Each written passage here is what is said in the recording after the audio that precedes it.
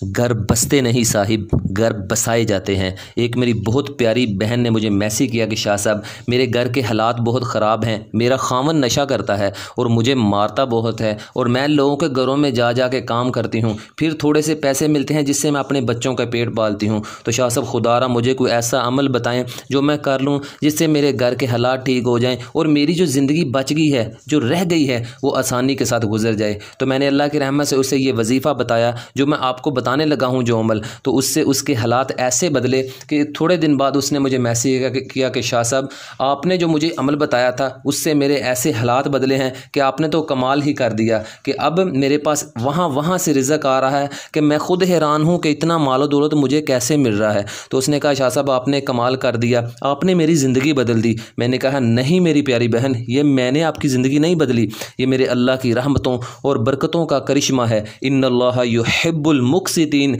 वो अल्लाह सबकी मदद करता है। उसे याद करके तो देखें, फिर देखना अल्लाह कैसे कमालात करता है और कैसे आपके हालात बदलता है। इस अमल के लिए आपको चाहिए 4 अदद कील, ठीक है। कील चाहे आप लोहे के ले लें या स्टील के ले लें, ठीक है।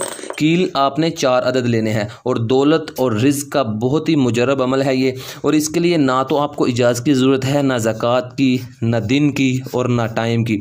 सिर्फ आपने अमल करना है और फिर देखना ये अमल आपकी ज़िंदगी कैसे बदलता है। इस अमल में मैंने आपको बताया है कि इसमें दिन और टाइम की कोई पाबंदी नहीं है, जब मर्ज़ी आप कर सकते हैं। लेकिन हाँ, एक बात ज़रूरी नोट जान लें कि आपने जब ये अमल शुरू करना है फिर आपने नागा नहीं करना। तो आपने एक कील पकड़ लेना है, जिस टाइम मर्ज़ी अमल स्टार्ट कर लें। आपने एक मरतबा पढ़नी है सूरत नमल, ठीक है। तरतीब जो मैं आपको बताने लगा हूँ वो आपने तरतीब रहने देनी है, आपने उल्टी तरतीब नहीं करनी। पहले आपने एक मरतबा सूरह नमल पढ़नी है, एक मरतबा आपने सूरत मुज़म्मिल पढ़नी है, ठीक है। और आपने 5 दफ़ा सूरत कौसर पढ़नी है और 10 मरतबा आपने सूरत इखलास पढ़नी है, ठीक है। तरतीब आपने ऐसी रखनी है जैसे मैंने तरतीब रखी है। और आपने अव्वल आखिर 10-10 मरतबा दुरूद इब्राहीम पढ़ना है, ठीक है।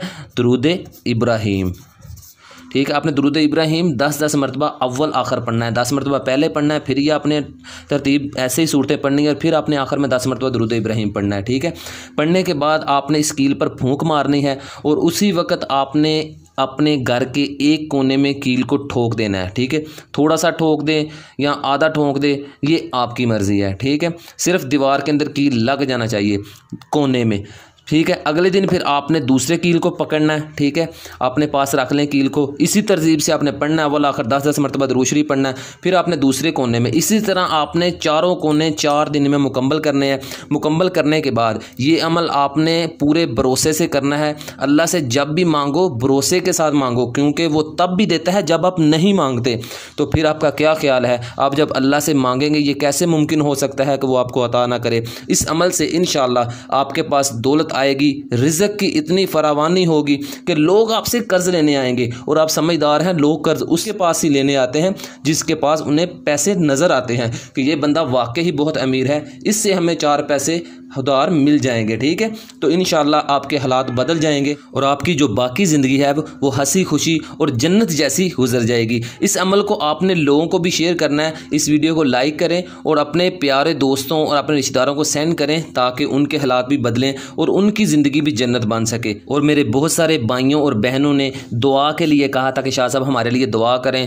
तो कुछ रिज़्क के मामले में परेशान है, दौलत के मामले में, कुछ प्यार के मामले में परेशान हैं, कुछ अपने घरेलू हालात की वजह से परेशान हैं। और एक बहन ने कहा था कि शाह साहब मैं अपने खामन से बड़ी परेशान हूँ, वो मुझे बहुत मारता है और मुझे बहुत तंग करता है। और उन सब के लिए खुसूसी दुआ करवाई गई थी कि अल्लाह इन सब के रिज़्क में बरकत अता फरमा, इनको किसी किस्म की परेशानी न हो और इनके हर मामला जो जो इनके मामला हैं उनको हल फरमा। और अगर आप भी इस दुआ का हिस्सा बनना चाहते हैं तो आपने सिर्फ 10 मरतबा दुरूद पाक दुरूद इब्राहीम पढ़ना है। पढ़ने के बाद आपने मुझे कमेंट में अपना नाम लिख दें। तो रोज़ाना फजर के बाद एक ज़िक्र की महफिल होती है बहुत बड़ी, और महफिल की इख्तिताम के बाद ज़िक्र और ज़कार के बाद दुआ की जाती है और उस दुआ में इंशाअल्लाह आपका नाम भी शामिल किया जाएगा। जिन जिन भाइयों ने दुआ के लिए कहा था उनके लिए दुआ करवा दी गई थी।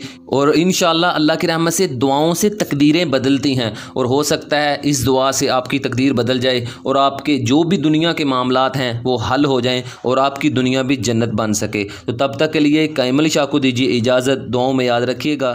बहुत सारा प्यार। ओके, अल्लाह हाफिज़।